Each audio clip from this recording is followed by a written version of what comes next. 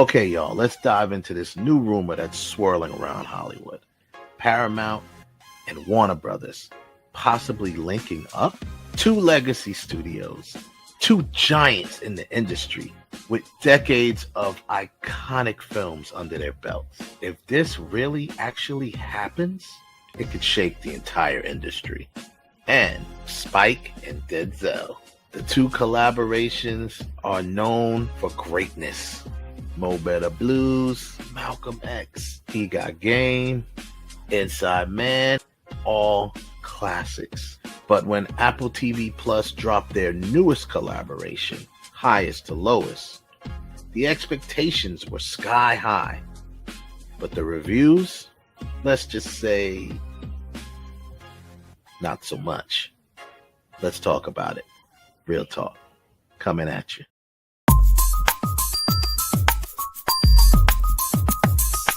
Real Talk. Hey, I'm Gina Lou, and you're listening to Real Talk with the Director on Dollhouse Radio. Hey, what's up? It's Logan Browning, and you're listening to Real Talk with the Director on Dollhouse Radio. Real Talk. Hi, this is Alana De La Garza, and you're listening to Real Talk with the Director on Dollhouse Radio. Hi, I'm Diane Franklin from Better Off Dead and Bill and Ted's Excellent Adventures. You're listening to Real Talk with the Director on Dollhouse Radio. Hi, this is Monique Capri, and you are watching Real Talk with the Director on Blog Talk Radio. Hey, I'm Stormy Maya, and you are listening to Real Talk with the Director on Dollhouse Radio. This is Vicky Judy. Orange is the new black, and I'm here with Real Talk. Yo, what up? This is Jay Ellis, and you're watching Real Talk with the Director on Dollhouse Radio. Keep it locked. Hi, I'm Frida Parks. You are listening to Real Talk Radio with the Director. Hey, I'm Issa Rae, and you're watching Real Talk with the Director on Dollhouse Radio. All I'm offering is the truth, nothing more. And nothing less. What's going on? Welcome to another edition of Real Talk with the Director and the Jedi Council.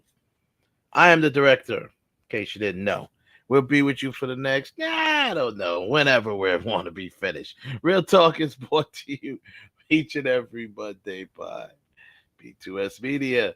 And we broadcast live via the World Wide Web on youtube.com/IE Network TV. And Facebook, the social network, and IG. So we're back after a little hiatus here, and boy, is there a lot to talk about. So we will definitely get to that. Obviously, the rumors have been swirling about Warner Brothers and being pretty much, they say merger. It's pretty much Warner Brothers being bought by Paramount. And I don't know, we'll touch on a little bit, get people's thoughts on that. Let's touch on, what's the possibilities? What could happen if this merger goes through? Do you, leave in the comments below or in the chat room, do you want to see a merger like that? Do you care? Do you think it would be cool? You think it would be interesting? Do you think it would be something that would be good for the industry? I don't know. What type of streaming? Do you want the streamers to consolidate? Maybe.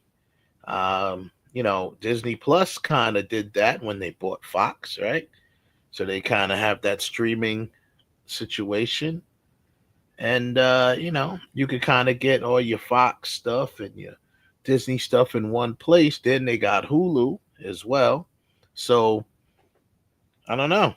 They give you those packages. You might save a little money. That might be a case with Warner Brothers and Paramount. So, we'll see how that goes. Of course, everyone's talking about the new Spike Lee film starring Denzel Washington, their fifth collaboration, Highest to Lowest. But right now it's at its lowest.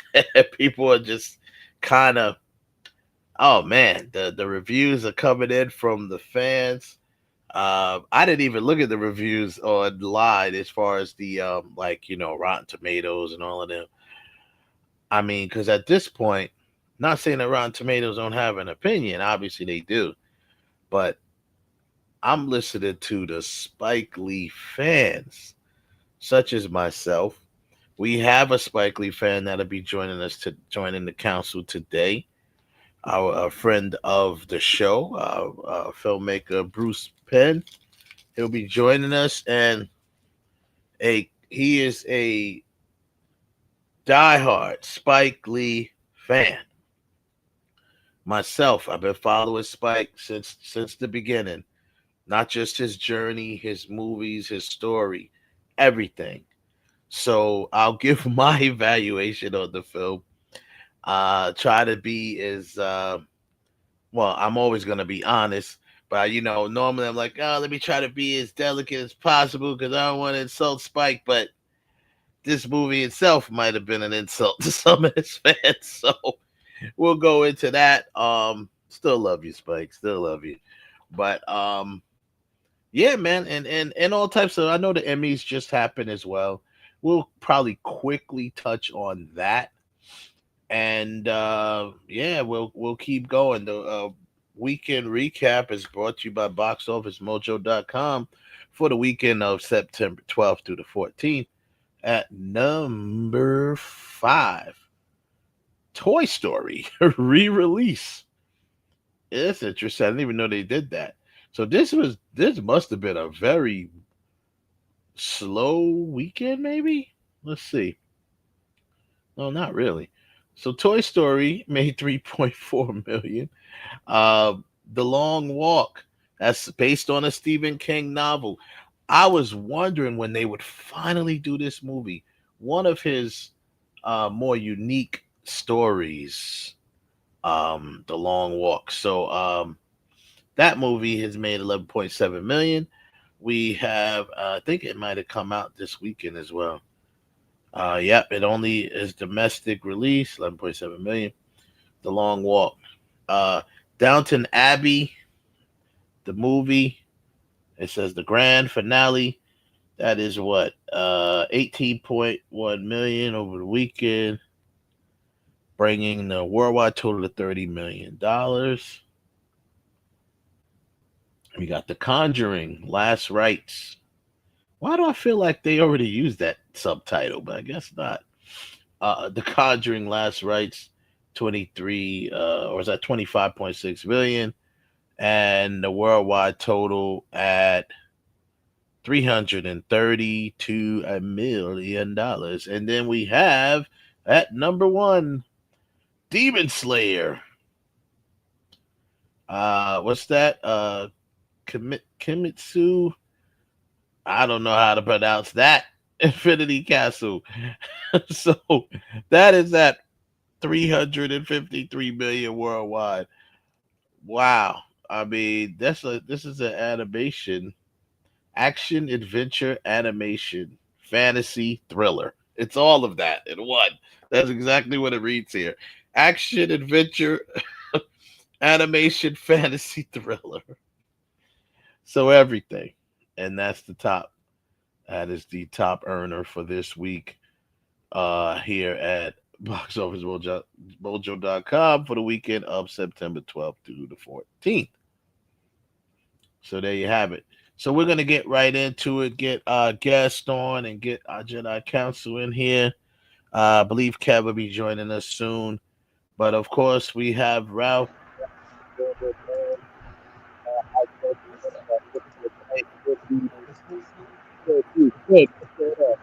Did you, Sir Bruce Penn?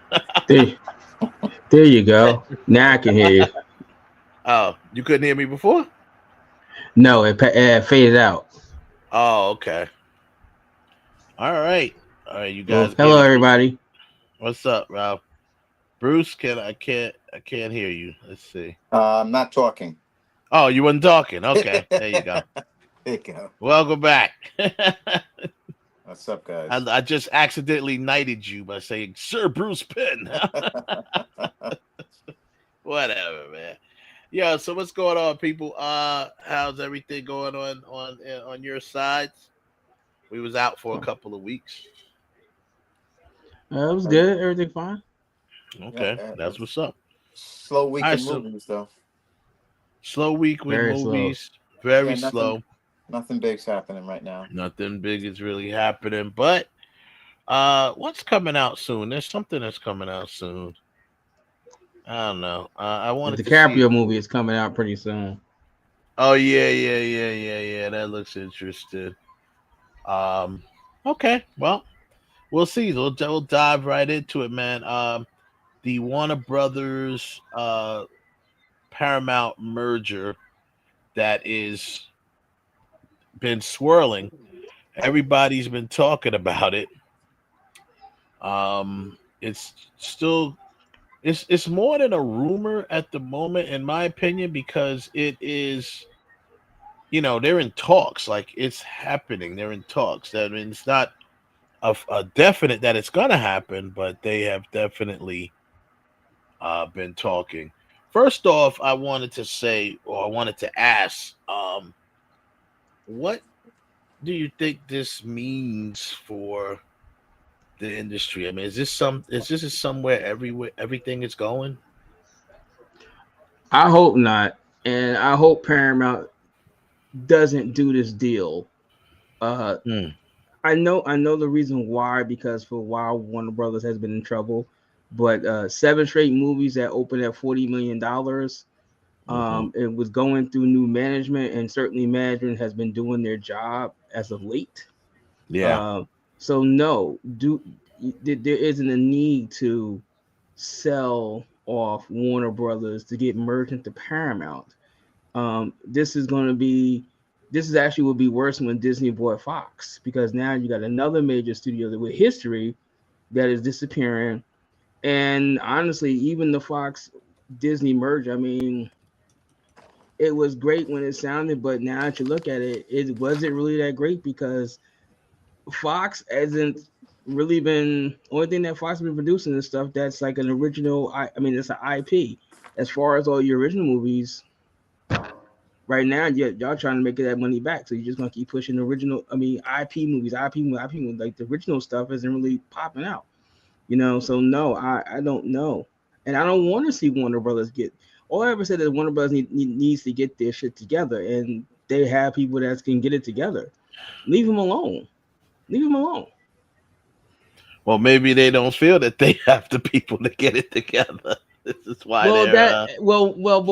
before I would say yeah, because it was that they were putting up, but like I said, seven straight movies. The only company in the entire history of movie pictures, seven straight movies opening at 40 plus million. That Yeah, and says they're something. still in the. Yeah, but they're still in the hole. Even with that being said, they're still in No, the no hole. companies don't merge because they're both doing great. Companies merge because the bigger fish eats the smaller fish. No, no, no. That's the only reason they're Well, ever actually, merge. Hold on. The only reason why they're mergers and acquisitions is because someone's struggling. It's not because they're both being great and they just want to be greater. That doesn't happen in business. Somebody is struggling, and it's in their best interest to save either their company, their name, their brand, their legacy by being absorbed. Normally these are out of desperation. The I problem with when these happen is normally the consumer loses, Yeah. because as you're leaving it to the integrity and the generosity of the whale, the killer whale, to be kind to the rest of the sea, and we are the rest of the sea. So instead of, they could all just jack up the prices on everything. That's why there's there's federal laws against the monopolies, because there's no control. It's in the best interest of the consumer always to really monitor these mergers and acquisitions, because ultimately the consumer loses in the end. I agree, but I mean, in this situation, I mean, frankly, if I'm really looking at Paramount, isn't like Paramount is knocking doors down. Frankly, they've been struggling for the last couple of years too, so it's not like Yeah. it's a. And now Well, that was that's Disney, the point. Yeah. so it's really in my view, it's just a grab to say, well, we can get their titles, and that, but I just don't see why you want to do it when, once again, you really ain't got the capital to do this. So here's a let me just with that both being said, both of y'all are actually correct. But so here's a few points about both companies. Paramount Global has been bleeding money through Paramount Plus, basically. They've been exploring strategy and strategic options, selling stakes, spinning, spinning of their assets, and merging with a bigger player or merging with a bigger player. These are the strategies that they're exploring. So you got Sherry Redstone, the controlling shareholder, has been in talks with different buyers, including Skydance and even Sony. So they're like that supports what you just said, Ralph. And then also, of course, we know Warner Brothers is carrying a heavy debt of over 40 billion after the Discovery merger. David Zaslav, the CEO, is under pressure to cut costs, restructure, and stabilize Max, which is obviously like HBO Max and their streaming platform. A Paramount deal would give them more content leverage, but also more debt and debt headaches. So um there's a lot to unpack with it. And now here's what would the combined company look like?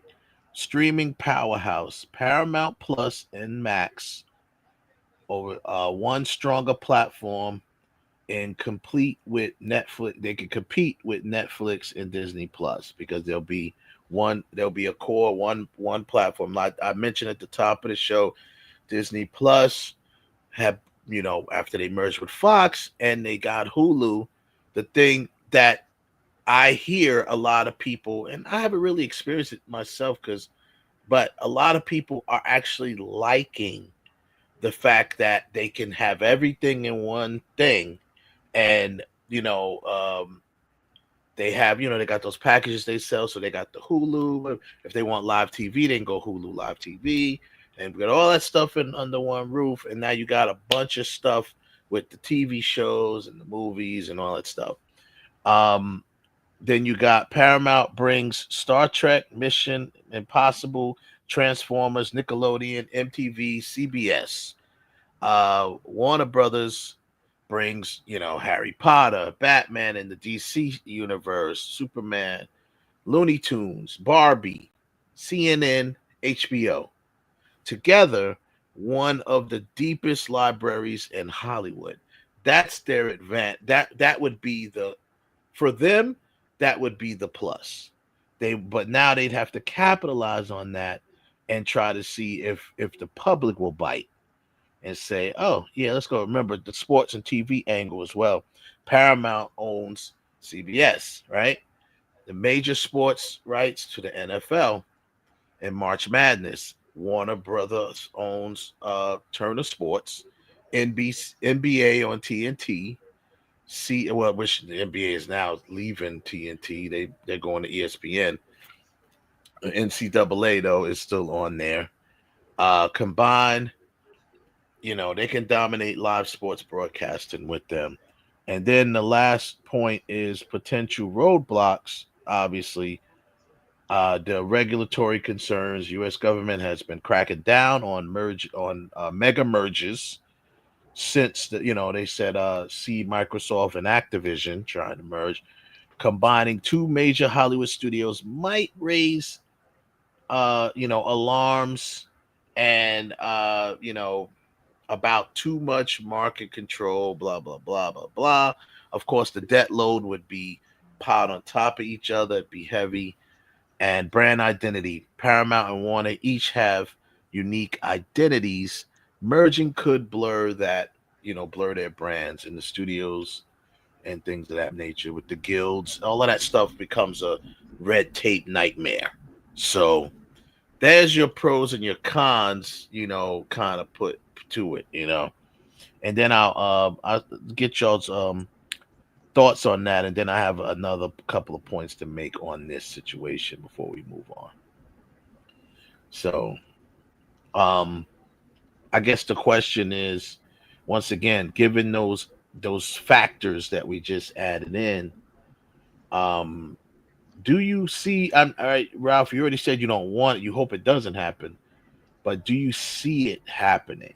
It's gonna happen. It's gonna happen. Nah, I don't It's see it gonna happening. happen. Just the part I that you see it said today happening. about the if they're already 40 billion or 40 million in debt, now you're gonna merge and you go deeper into debt. I mean, what movie or chain of movies, even if you do keep releasing them and they keep hitting that 40, opening 40 million, how many movies are you gonna release to get out of that debt? You know, Companies at don't care some about debt, though. Ralph, companies do not care, especially when you're talking about billions of dollars. It's like monopoly money. When you say debt, like you think they care about debt levels? That's debt can be debt are X's and O's that you can play with. Everybody knows that, especially in corporate America. You can move around debt. You can leverage it. You can do anything you want with debt. So they're not sweating that, oh my God, we're carrying too much debt. Nobody cares. That they're sometimes, you think of these companies just like the stock market, too big to fail. You have these huge institutions buried in debt. Uh Sometimes their debt is forgiven. There's always they don't care about debt. They're always, a lot of these companies live off of debt. Sometimes debt is a good thing because it's a bigger write-off. It gives them other opportunities to benefit. So they're not afraid of debt like we are. No, We're consumers. So when we think of debt, we think of it as a bad thing, like how to avoid debt. They don't care about debt. They and they'll don't just care. file bankruptcy. That's why they got If they have bankruptcy. to, Yeah, they don't if they care. have to, yeah. Or they That care now, about 10, now, $10 billion in debt. Who cares? These are no. This right. is monopoly money I for mean, them. it don't seem like it seems like that kind of debt, whether Warner Brothers did it on their own or not, that it's going to be damn near impossible for them to actually climb out of it. But what they're thinking is having the ultimate mega catalog Catalog. Exactly. of things, and possibly put in positions to crossover properties, crossover Yeah. IPs, and put movies out that way. Especially on the animation side of things. These are all And possibilities, thank you, that Ron. they could have. Yeah, these are all And and possibilities. and Disney can't do it because one they already pissed twice the 34 times convicted felon in charge. They done pissed him off. So and they pissed off their own governor. So that's the double threat. And then you got the triple threat that the FCC probably won't allow it Oh for yeah, them now to. Disney not looking to get them anyway. Disney's not interested, and that's the thing. Disney Plus, when it comes to the streaming war, Disney Plus and Netflix are the ones that everyone's The top trying of to the compete with. Yeah, exactly. everyone's trying to compete with them. Netflix is doing different strategies right now. They're taking more on. Uh, they're trying to now bring in and incentivize the content creators. They're making a platform for them. So they're trying to get YouTube stuff away from them. They're trying to get the content creators to leave YouTube, give them deals at Netflix because they see where that's going. You see what I'm And saying? So let me tell you something. Once one shark bites, that's gonna be blood in the water. And you know, yeah. I don't know No. what YouTube's gonna do, but they better have a backup plan Well, I because mean, what what's YouTube has been doing stuff like that. But they just lost. What did they lose? What else? The WNBA. They still got the NFL now. So they're yeah. trying to make plays to keep people attached because of their YouTube television and stuff like that. It just becomes this big war. But like I said, the other point I wanted to make, um, What does it mean for filmmakers and audiences, this merger? Filmmakers, pros, bigger budgets, global distribution, more franchise opportunity. Cons, fewer buyers for scripts and films, more focused on blockbusters, less room for micro budget and creativity films, or passion films, stuff like that. That's the cons. For audiences, pros, fewer streaming subscriptions, if they can combine into one. That's fewer stream. That's why I said I know several people that said they like that, with The Disney bundling. Plus, the bundling. Yeah, the bundling Disney Plus. The cons is obviously higher subscription fees, less competition, fewer risks taken on unique projects, and for Hollywood, this would continue to trend of shrinking the quote unquote big five studios: Paramount, Warner, Disney, Universal, Sony, and it could end up with a big three as opposed to it being a big five.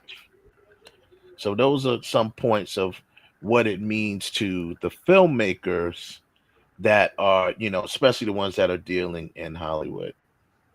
So Well, don't it's forget, independent filmmakers have always found ways around Hollywood. yeah, of course. As much as Hollywood has gone out of its way to silence Yeah, the independent filmmaker, technology, with the growth of technology, making playing evening field. the playing field. Yeah. Uh, it's got to be an explosion. There's nothing Hollywood could do. There's got to be an explosion of Hmm. independent filmmakers because of technology. Because I mean, how much does it take to market? You go on. Yeah, I mean, a lot of these independent films now find their way on social media. Even the big Hollywood films find their way on social media because it's interactive, it's immediate, it's cheap, and it's global in an instant. So there's no way that Hollywood is going to be able to circumvent the independent, because they'll take their basketball and go somewhere else. There's less need of Hollywood. You know, um, Hmm. I mean, if you think about it, blockbusters, those summer blockbusters, they're very few and far between now. Remember, every Hmm. summer you would look forward to, the five huge big summer blockbusters. Not so Yeah. much now. They're very few and far between. But Sometimes if that's because of, not to cut you off, Bruce, no, but that's all right. that's because of the fact that everybody jumped into streaming, so now they have to balance out their sheets, Yeah, and the only way they're going to be able to balance that out is that those millions of dollars that they would put into 200-300 million a year in putting out 3 or 4 blockbuster movies. You got to cut back on that, yeah. and put more content into your streaming, But that's not which going was, anywhere, Kev. The yeah, no. so movie going. Now I know you. Me, I know you very well about the movie going experience, and you single handedly have kept it alive. So, so if there's no one else in the world, you have single handedly kept the movie going experience alive, because it means you factor that into your whole I mean, your whole movie experience, Experience, not streaming, exactly. but to physically go. But so I've been teaching for the last 25 years of high schooler and middle schoolers. Hmm. I can't tell you the last time they go to a movie. They don't go. They just stream. And if they want to watch a movie together, it's Netflix and chill. They don't. Yeah, that's that bull. I'm sorry, Yeah. but that's that bull. Take They're your not ass going. to a movie They're because not going. They're not. They're not because gonna They're do not stop that. being going. stop being a They're not bunch of going. cheap bastards. Living Mhm. Netflix and chilling off your parents' Netflix account. Go take the girl to a movie. Spend a couple of It's not gonna dollars happen, and Ralph. don't get her no damn pizza. Go get her a meal and a movie. That's just stop it. Ralph, these are wishful thoughts. They Yeah. sound very good, but Right. I literally have lived the experience of of dealing with these last generations for the last 3 decades of teaching. So I know what these kids like. I know their language that they speak. I know where their head is at, and it is not in the. They don't even go to the mall. Remember, we used to Nope. go. We used to go to the mall, go roll, go ride bikes, and go to the movies. Those were big things. They are not doing any of them. Look Well, in I got any. I Look got at my own any. comments about that one. That's Well, look at and Well, any. that. Look at any Wait, street. Hold on. Look at any I'm gonna say street. Hold on, Ralph. Look at any street in downtown and Main Street, USA, on talk any about it. given day after school, say 3:34. They are empty. They are empty. We Yeah. used to flood. I mean, we couldn't wait to get home, uh, uh, change into our play clothes, and go outside. These kids are not outside, Ralph. That's a fact. well, Whether we like it or not, they're no, not outside. They're not I going was to the getting ready. mall. They're not going to the mall on the weekends, and they're Nope. definitely not going to the movies. I'm I telling you. can tell you that because I have grandkids, and the only way my grandkids were going If outside you during the take them, summer was daycare. I mean, was day camp, and when before my daughter went to work, she would take them to the beach or the park for 2 to 3 hours, and they go in the ocean and go swim, whatever. But outside of that, my grandkids don't go outside not because my, outside. my, my, my daughter don't want them around some of the kids in the neighborhood.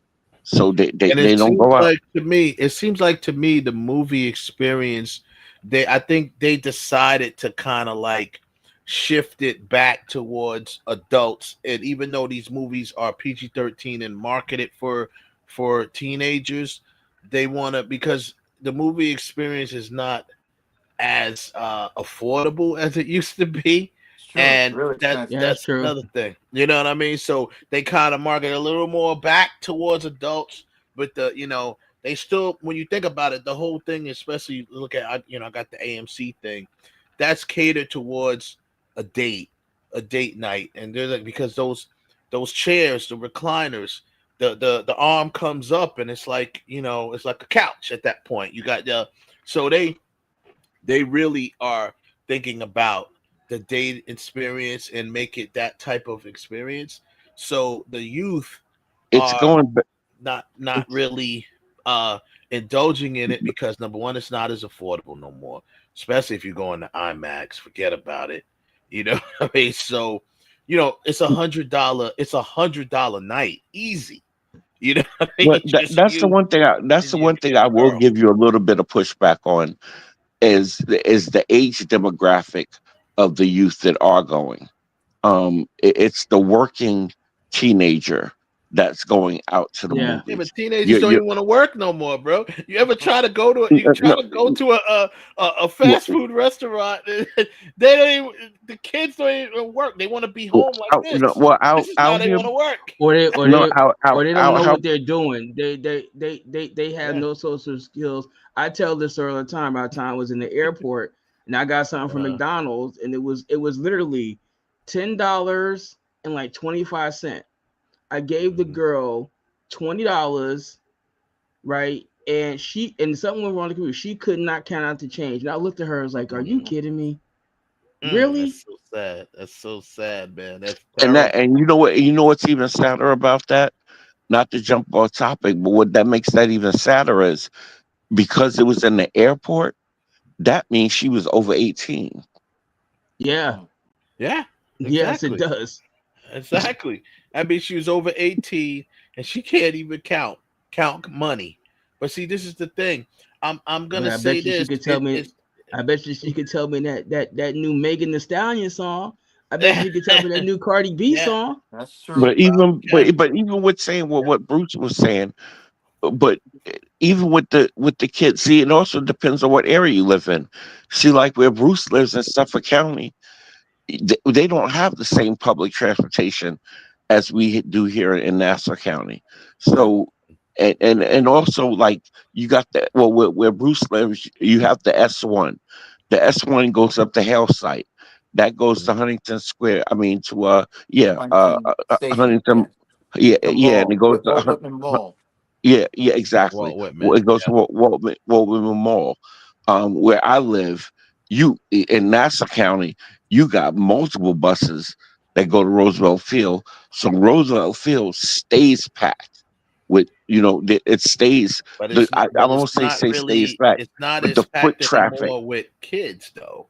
It's not No, no, because even Roosevelt Field has, the well, even the well, stores and no, stuff. well, Roosevelt that, Field has gotten more, less uh affordable. I'm saying? So even the but no, stores. but it's still, but no, it still has, but see, here's the thing. It still has the teenage demographic because it's the teenagers who work in the food courts and like the Burger Kings and the Wendy's and Yeah, stuff like that work in the food courts.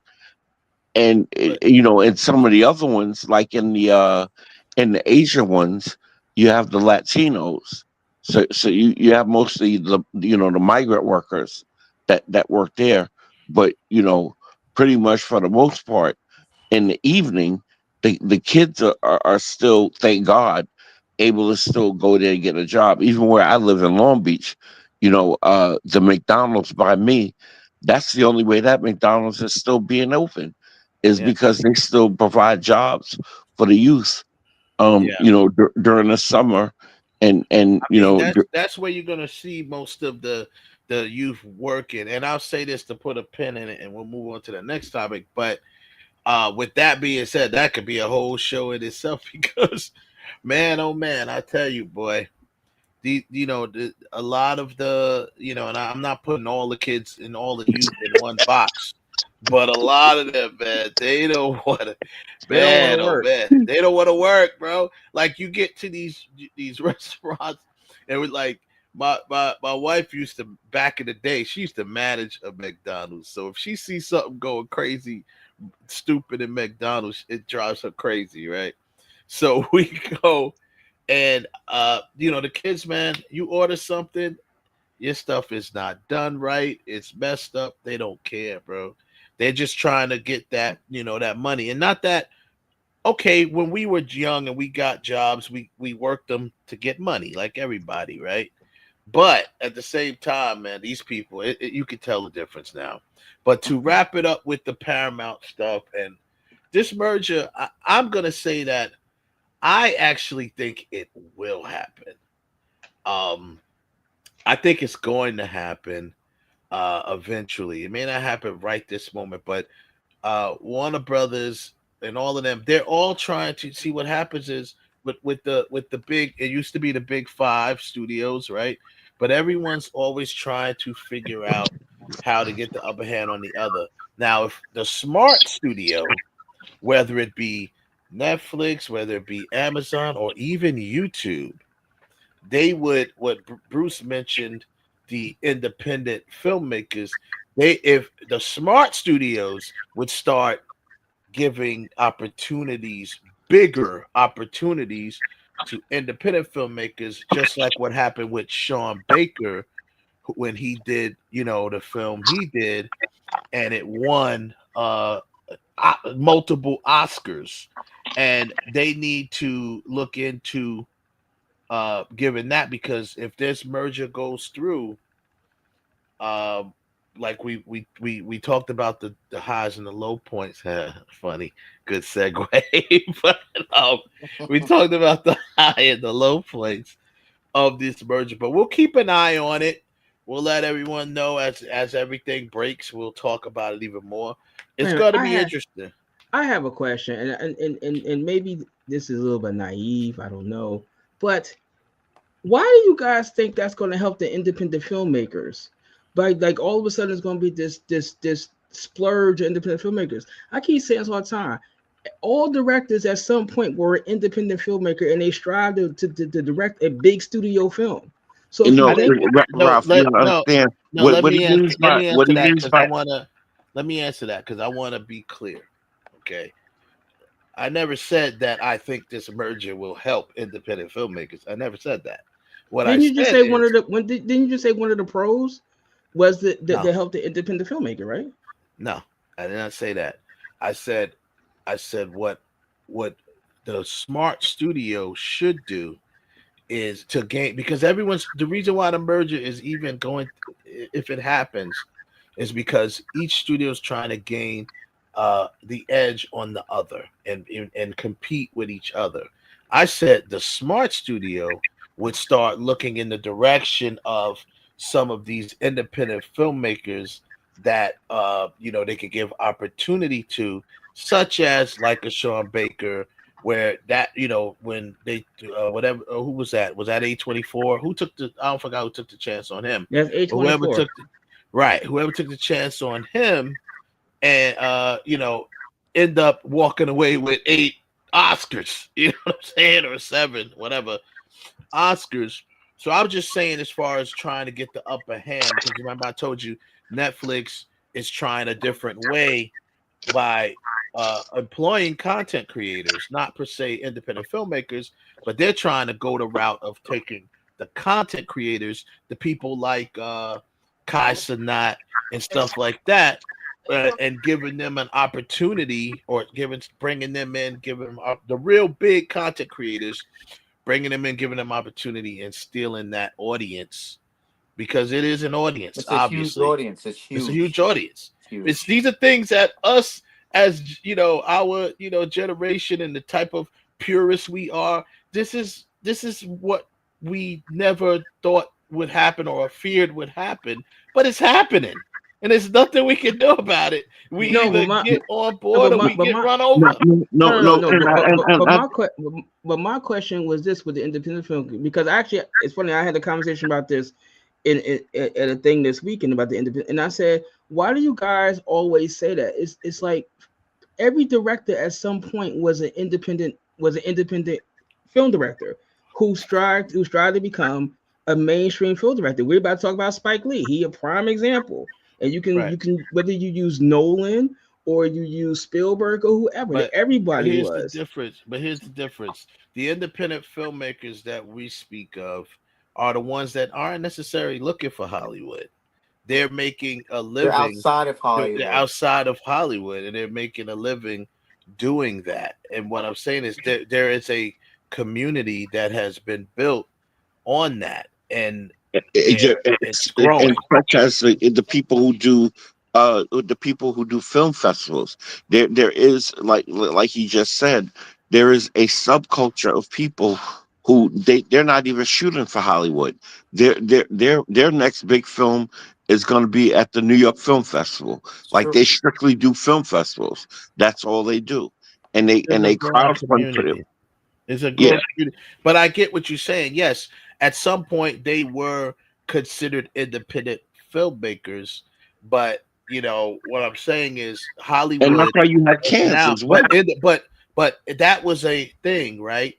But Hollywood now, for years, for decades, has not really accepted the independent filmmakers. No, they're all of trying these to people, lock them out. Right. All these people that you speak of, with the exception of the people like Spielberg and all of them from back then, but the other ones that came in, they came in because they knew somebody, and somebody walked them in.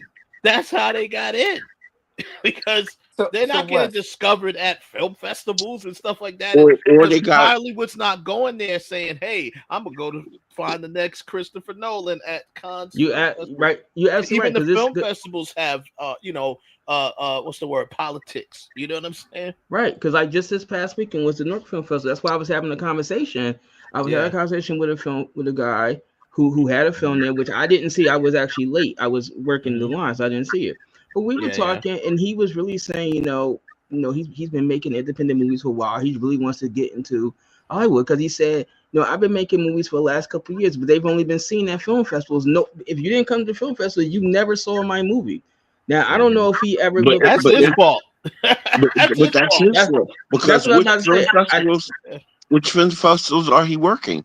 Is he trying not to even get? Just that. You don't even have to. As much as I love the festival circuit, you don't even need it anymore. You don't even need the festival circuit anymore. Well, no, because I'm saying, because like I have seen a bunch of movies, like in going to even just Urban World, for example, which is coming up in like a month and a half. Yeah. I have seen a lot of movies that have just played at Urban World that have never been released anywhere else. Not on streaming, not on cable, not on regular TV, not anywhere. It just played there. So like, how are you really going to see it? Is it because you don't have the back end of Hollywood to even if it's just for the distribution part to put it out there because you can't afford it? You know. If I could just say this, Wes, I know you want to move on, but I'd like to say this. So I had mentioned that I've been teaching for the last 30 years. And for the last 5 years, I've been teaching at a film school. So this is the exact audience you're talking about, Ralph. These kids are not thinking about Hollywood. They don't want to become the next Spielberg, Nolan. They just want to put their stuff out. There's a new level of satisfaction of the new independent filmmaker, and it's very very similar to those who are content creators. It's almost as if content creators are the new filmmakers in a way, because what they're putting out now gets massive exposure. If they have 100,000 followers and they want to make a short film of nonsense, that's fine for them. They're not looking to go to Hollywood. That's the new venue, and we've got to accept the changing of the tide when it comes to filmmaking. It's not your standard go to the cinema, sit down, try to get a big distribution deal and be seen on the big screen. That's not where the next generation is going. It hasn't in the last few years. They want to be content creators. They want to just have their film shown the best way they can and move on to the next one. They're not trying to score the big deal of Hollywood anymore.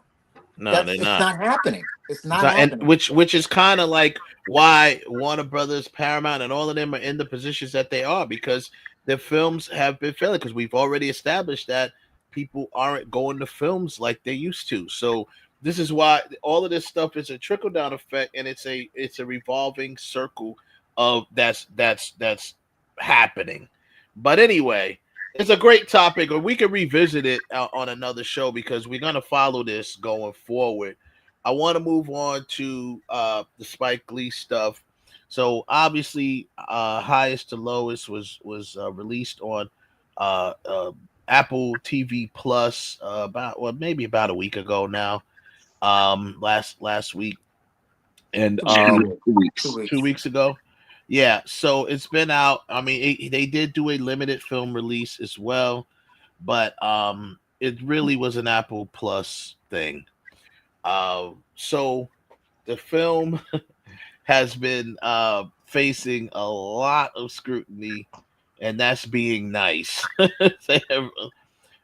So just to set the stage here, obviously, the legacy of Spike Lee and Denzel, they are one of the most respected director-actor duels in modern film history. There's a few others, but they're definitely one of them, right?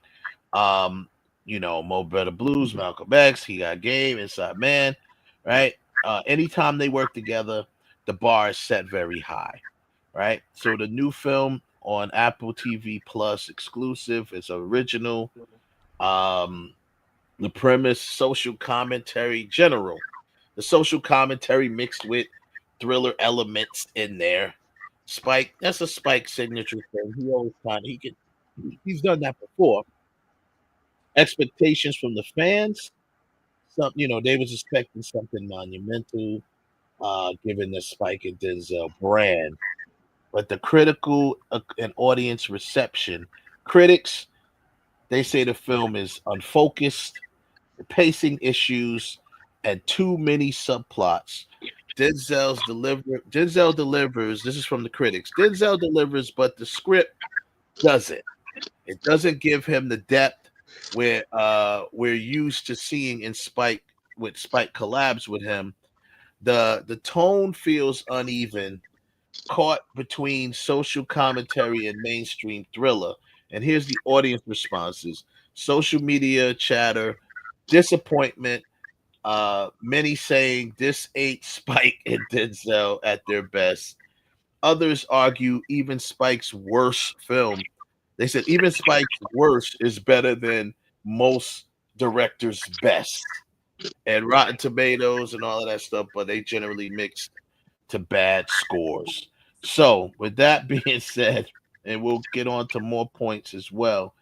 Um, I'll start by this. Bruce, I mentioned earlier that you're one of the people that I know that is probably one of the biggest Spike Lee fans that I know personally. Yeah, I see a lot of people online, and I don't like trying to downplay people, but I see a lot of people online, especially younger folks. I'm the biggest Spike Lee and Denzel fan. And I'm like, are you really? Are you really? but I know for a fact that you are. You bought all the Spikes, but you didn't just buy the films, you bought his books, you bought his photos things. Paraphernalia. I used to go Yeah, down to in Brooklyn with a shop yeah, and with the hopes of meeting him, buying all the yeah, hats. I used to constantly go down there because he was the yeah. role model for me Hmm. wanting to be a filmmaker. It was him. So So I'm with not that, new to the game. Before he was Spike Lee, yeah, with the, I've, he's meant more than just being a filmmaker to me. yeah, He's the first artist or a filmmaker that I can actually see myself in, saying I could do that because of yeah. this guy. So yeah. Yeah, yeah. So with that being said, I'll ask you first.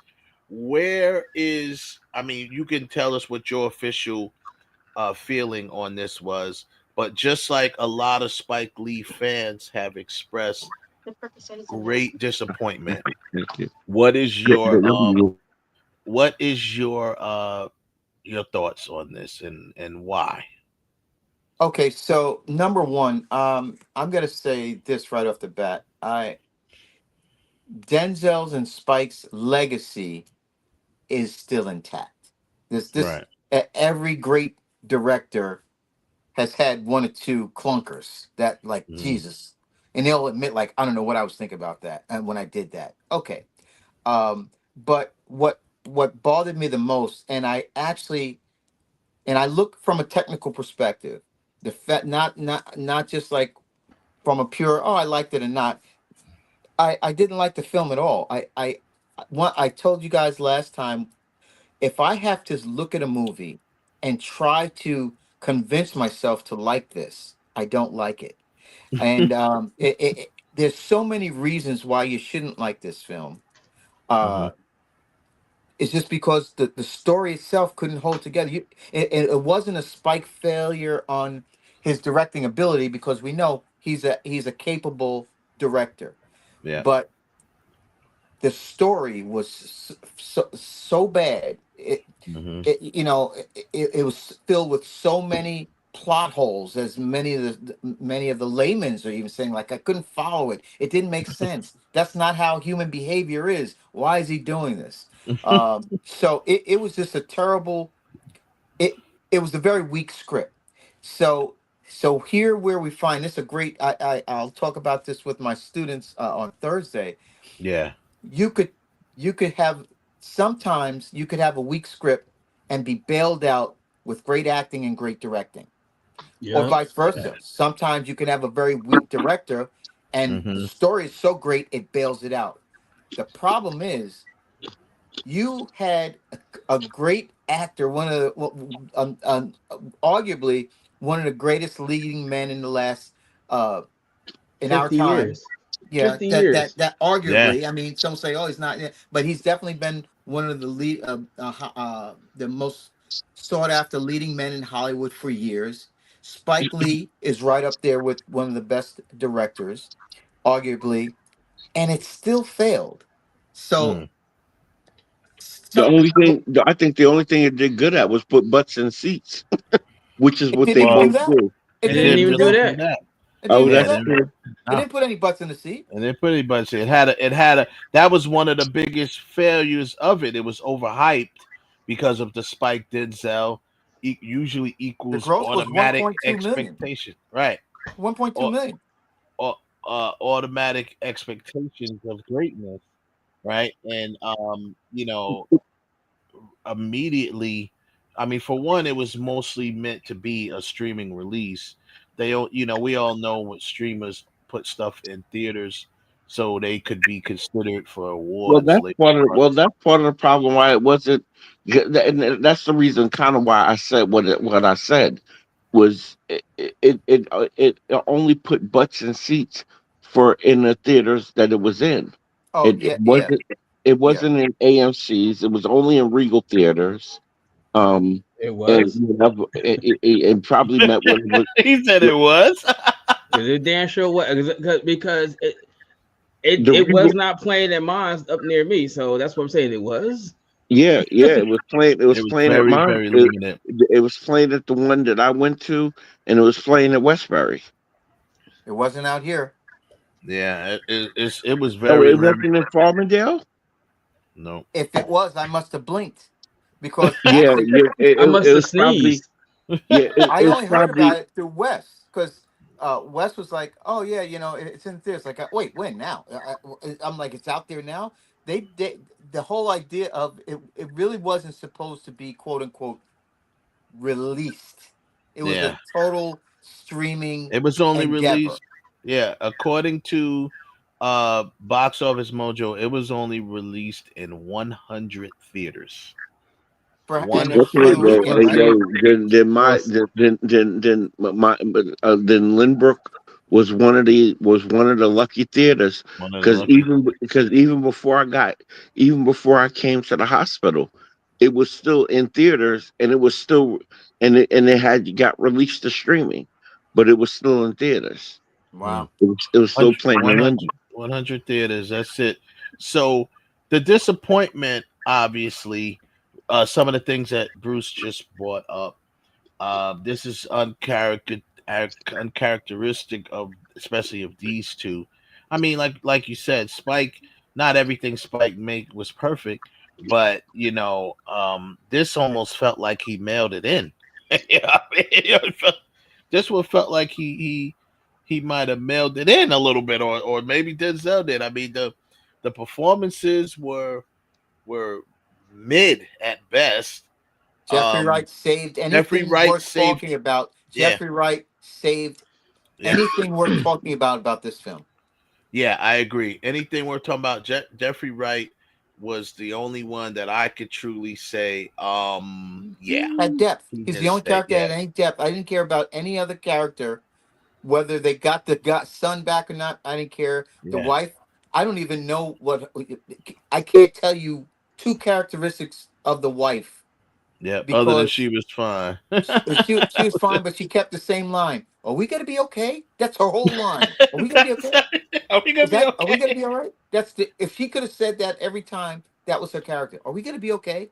Yeah, No depth. It's and it's just I'm very disappointed that Spike would because he always came out so critical and he's being compared now to to even to spot to no to Tyler Tyler Perry Perry. Yeah, because he's always been very And very that's critical. ironic. Formulamatic. Yeah, very yeah, Formulamatic. critical of remember coonery buffoonery. He yeah. coined that phrase saying like that's not the type of film that he's making. And this is by no means a coonery buffoonery movie, but um, it's I agree with Wes. I think he mailed this one in. Horrible, horrible, But, horrible. but, but The see, you got to torches, understand. the But torches here's are why. out. The torches are out. And I saw this online. Let me just say this quickly. I saw this online. I emailed this to Wes. Mhm. 1 week after it came out, he's going to be doing a forum of storytelling. Oh, I was like, Jesus. they're gonna burn his ass as soon as he gets in there. Just say like, can we talk about the last film because I didn't see too His much defense storytelling. is going to be, I didn't write it. Move Well, I on. Let's mean, move It's a on. remake. he This is he what I'm gonna say about it. But was as I a haven't. director, yeah, you can you, put your stamp on it. He's still Spike Lee. yeah, He's still Spike Lee. yeah. So, but now I I just don't know wanted if to. it I'm stands on I gonna the just house. wanted. wait. I'm gonna let Ralph make his point because I have something to add to that. What Kev said, Go ahead. the fact that he's not the writer. I do have some points to add to that as well. All right. I'm going to say like this. First of all, Spike Lee and Denzel is like a magic combination of two when it gets together. I mean, you just automatically expect fireworks. But even the greatest has missteps. I mean, let's be real. Scorsese and De Niro have had missteps somewhere down the line. Everything hasn't been a smash. But what I will say is that one, it shouldn't have been on the streaming. You should have put this in the theater. And I think Apple, especially at the F1, they're going to rethink that about making movies strictly for their streaming services without some sort of window in there. But second of all, maybe Spike Lee did me on there because you was too damn animated because the Knicks was going to the thought they was going to the championship. So you like, let's get a couple of scenes, but the game is at 5:00, so I gotta go. So let's rush it. You didn't put your spin on it. Maybe that's what it is. I don't know. Just theorizing. But Spike, you know, I mean, for me, as great as Spike Lee at times, maybe I could sit there and say over the last 10 years has been hit and miss with some of his movies. I mean, yeah, you gave me Black Klansman, but you still gave me Old Boy. Sorry, bro, but you did. You know. What did you think of the film? What did you think of? I have not seen the movie. I actually was looking forward to it, and that's my other point. Realistically speaking, I don't remember seeing any type of advertisements. I didn't see any trailers in the movie for it that it was coming out. I saw you do a couple of interviews like on late night, but you were just so giddy about the damn Knicks. You forgot about you had a movie coming out. Yeah, so okay. So with that being said, let's talk about this. Yes, to quote or to add to what Kev said, for people who don't know, Spike Lee did not write this movie. And we know that it's a remake, but not even that part of it. He did not even write the screenplay for the movie. Because he keeps saying, he did say in his interviews, it's not a remake, it's a re-imaging.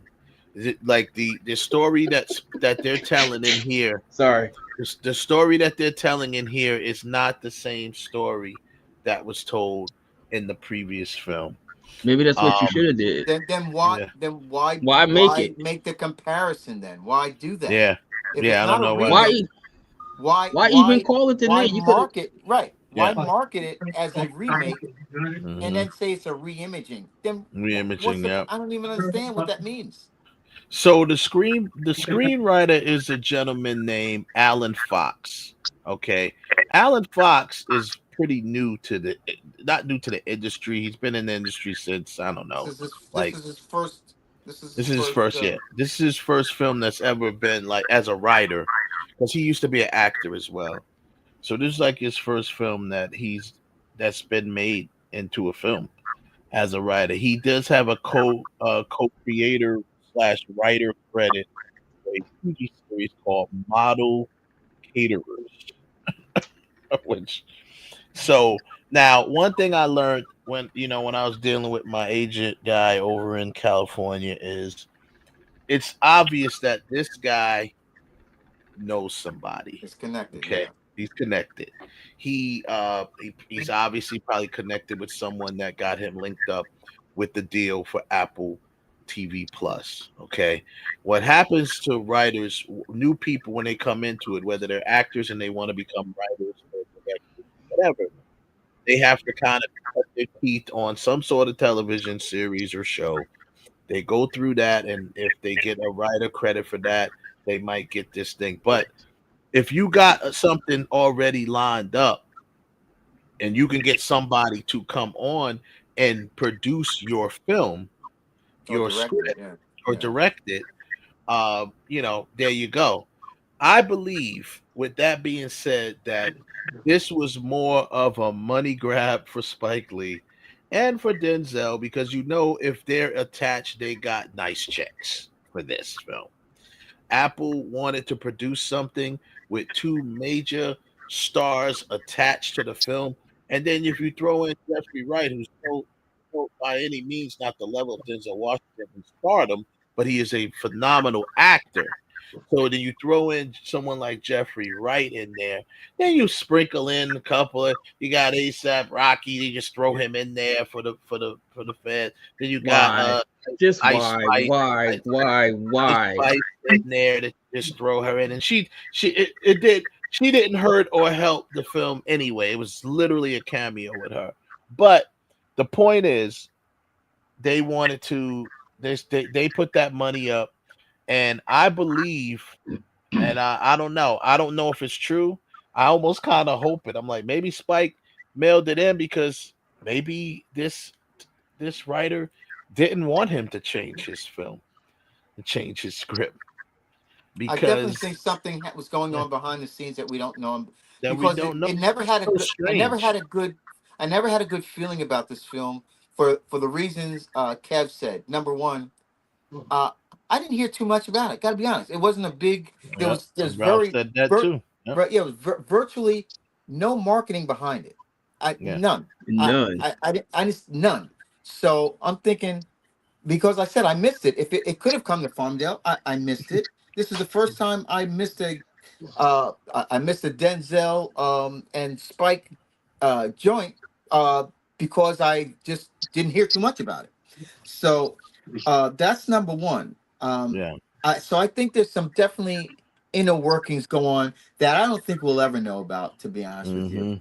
I think it was a money grab. I think Spike said, "Forget it. Let's go get this money. Let's get the check." We don't have the pull. It definitely wasn't a Spike Lee joint. No, Definitely not even Spike though Lee joint. he was able to call it that, and you saw you saw a couple of his signature Signature shots, move, yeah, yeah. because a couple of signature stuff, signature shots, some of the editing that's like comes along with a Spike Lee film. But before we, even wrap that up, let's get to it's not I didn't do this show to just pile on Spike Lee about this, but even with Denzel Washington, who Denzel is now admittedly on his own, he's at a time in his career where he wants to work with directors Certain directors, yeah. certain directors that he may not have ever worked with, and then of course he's going to always work with Spike. But I also believe this was easy money for him. It was like, listen, because what producer or what studio, for that matter, especially a streamer, is going to turn down Spike Lee and Denzel Washington? Like, that's not happening. Okay, but here's the thing with Depends that, on though. how much that budget was. Depends on how But much that budget was. but here's the thing with that, though. Okay, even if it was easy money for him and for Spike, does that still mean that you bring less than your A game? No, well, like I said, one thing a lot of people said, and I had said this too, whether or not he bring less, I No, believe that it's only so much an actor could do if the story is garbage. no, that's the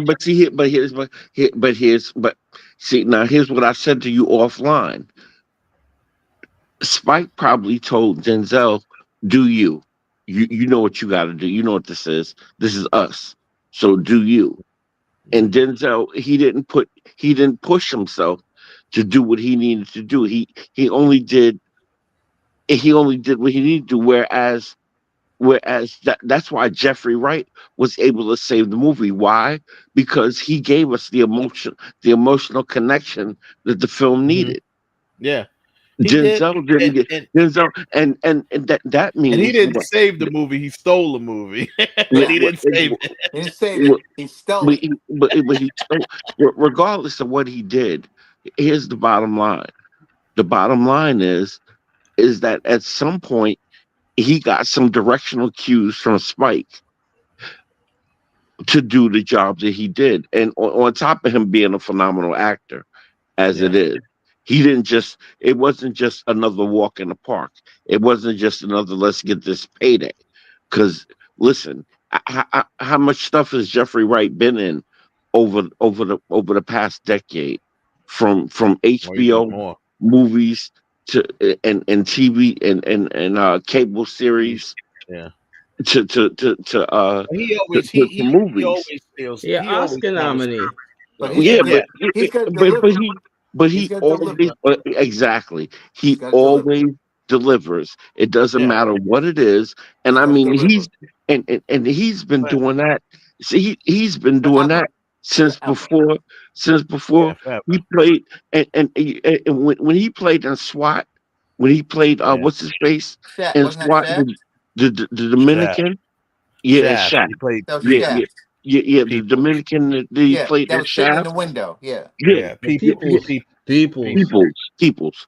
Yeah. When Yeah. he played from Peoples coming forward, and I still say even before that, Peoples going forward, that man has never took his foot off the gas pedal. True. Never disappointed. Never. Yeah, Yeah. he was in the play Bring the Funk, Bring the Noise with Savion Glover. So Mhm. yeah, he been doing this for a long time. Long time. So there's no, Spike don't get, he don't, and I'm glad I was last because to your disappointment, Bruce, because I think this is gonna be the first time you find this out about me. I was never a big Spike Lee fan. I didn't know that. Yeah. I was I've seen, I've seen all of his movies, but I mean my favorite movie but by him is Inside Man. that's one of them. But no, Jungle Fever Okay. was my favorite movie by him. Okay. That oh and what's we call it? Mo Better Blues. Mo Better. All right. No, Yeah, yeah, yeah. Clockers rocked. Oh yeah, I forgot about Clockers. I Yeah, mean, he had, man. Spike has that heat. But what I want to say with Denzel is this: whether or not he bought his best or not, like I said, I believe this was, that it was a good payday because whether or not the budget was, these streamers, they got the money to give. If Denzel say, okay, I want $20 million for this film, they'll give it to him if they know he's headlining the film. I don't know. I'm not sure if that's what he asked for, but I'm just saying they'll do that. Spike is going to ask for what he asked for. The rest assured, both of them got what they wanted for this film. You know that. Whatever that number is, they got it. And you could say this: all three of them got what they wanted because obviously what you just said, and Apple TV got what they wanted. They got the eyes on screens. Only people who didn't get what they wanted was the fans. Yeah, exactly. It was because people were watching it, and that's why you got so many people that's disappointed with it. Now The writer got what he wanted because this was his first big debut into Hollywood. Yeah. Spike got paid. Denzel got paid. And the only losers were the fans. Are and us. Yeah. I'm not sure if Kevin and Ralph is aware of some of the commentary. Don't you have some of the commentary from some of the fans, Wes? I know you read a couple in the beginning. Yeah. Yeah, I'm trying to see. I was trying to find some of that stuff, man. It was just, it's brutal, man. It's brutal. It's very brutal. And these all came from if you just search the web and put, Spike Lee fans reaction to the movie. Not even the haters. Forget the haters, they're gonna hate no matter what. Just look at the fans. What did the fans say? Those who said, and I saw that some of these women like, I love Denzel, I'll see anything he was in, but what the hell? That was from Denzel fans. Then on the other side, you got the Spike Lee fans who said like, oh, I love Spike, everything he does, but what the hell? So everyone is confused. Everyone's wondering what the hell happened? How can you have an A-list director, an A-list actor, and it was a good film? The original was a good film. So if the assumption is, oh my God, what a combination. What could possibly go wrong? What could possibly go wrong is you put it in the hands of a neophyte writer who had too much power and clout. Yeah. And you saw what happened. It fell apart, all of it. No, but now he probably got his one and only payday, because I guarantee you that the stink from this film is going to follow him everywhere. Well, it's possible. No, it's not. No, he's not. No, it's not. You know why?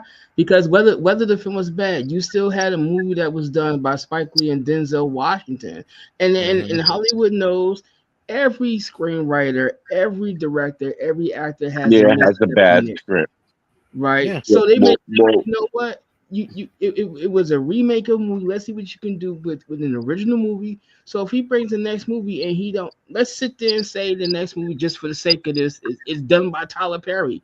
He puts in there and it makes $600 million. Or no, that's a little much. It makes $300 million.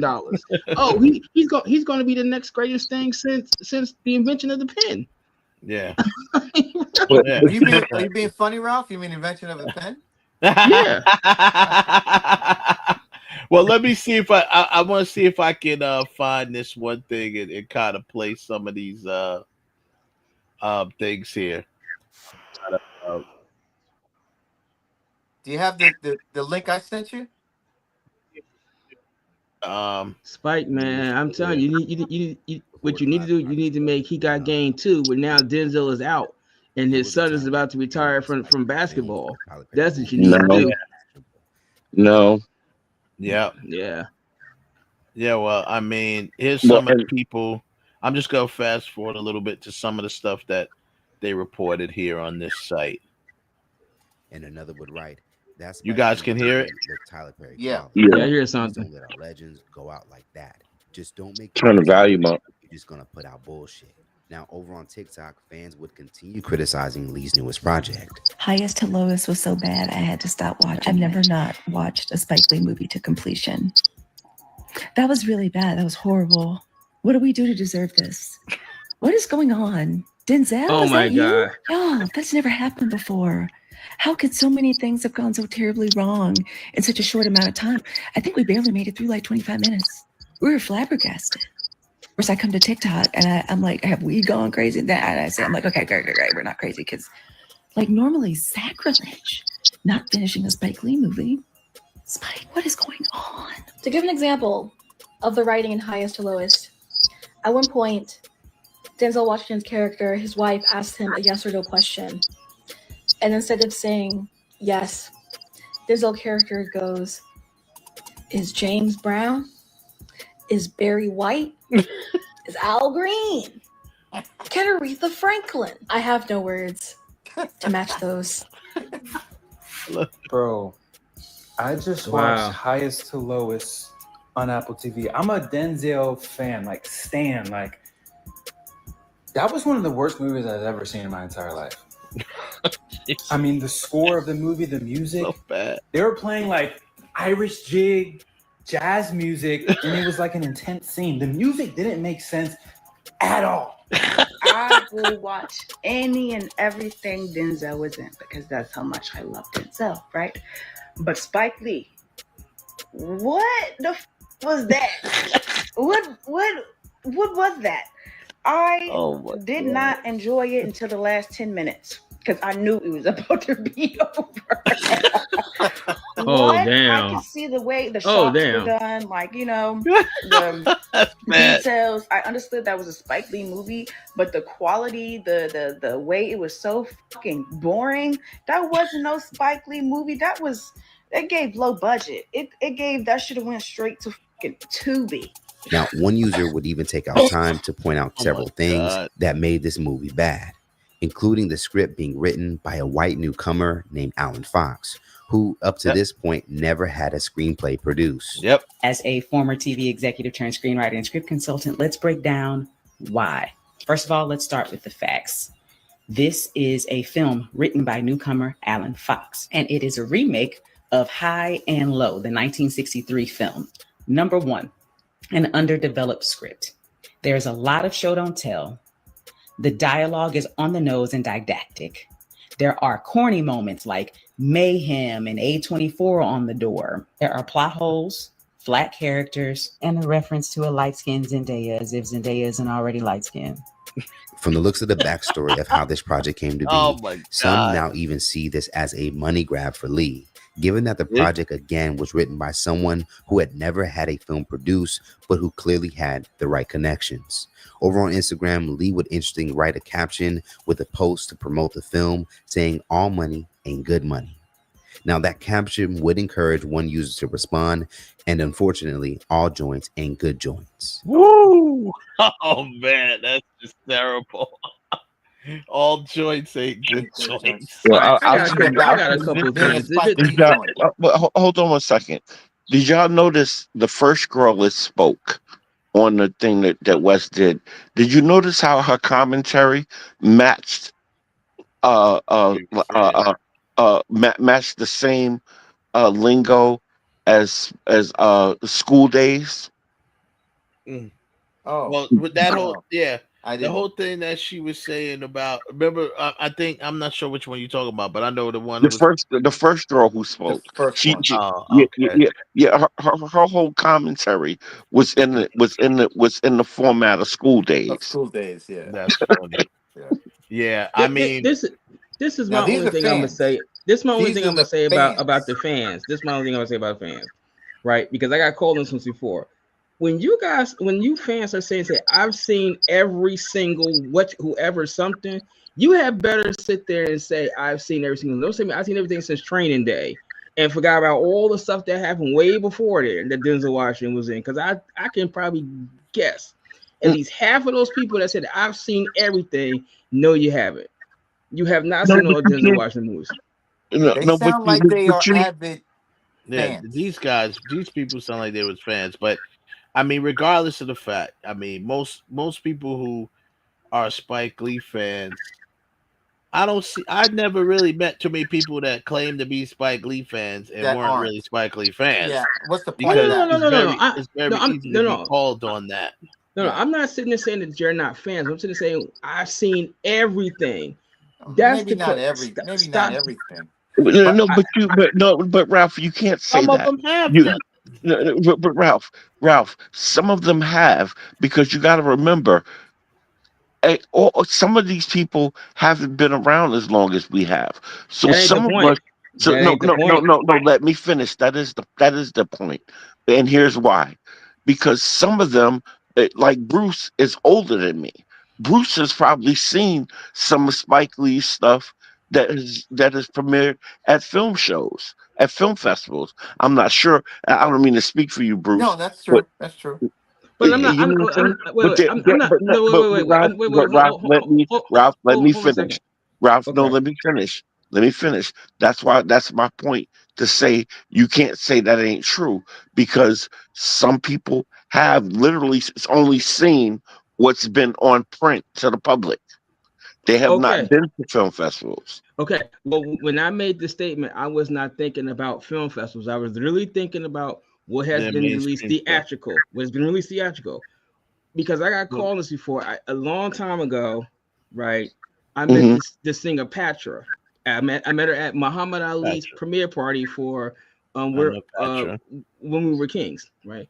And I went to say, Patra, I'm a shout out to Patra. Shout out to Patra. I ain't seen her in a minute. I know her pretty well. Right. Go ahead. But I was talking to her one night and I said, I'm a big fan of your work. She says, what's your favorite song of mine? And don't tell me Worker Man, because that's what's playing now.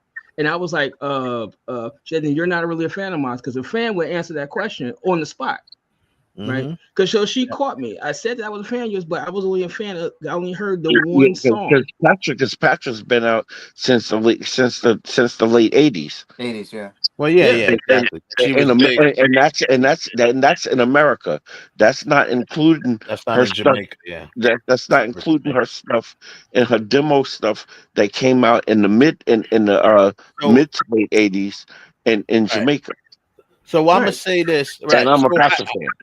I get what you're saying with that, Ralph. But I mean, what really makes you? What made you say that in the first place? I mean, some people do say that, and everyone exaggerates. Maybe everyone didn't see every single thing that. But if then don't say the word. Don't.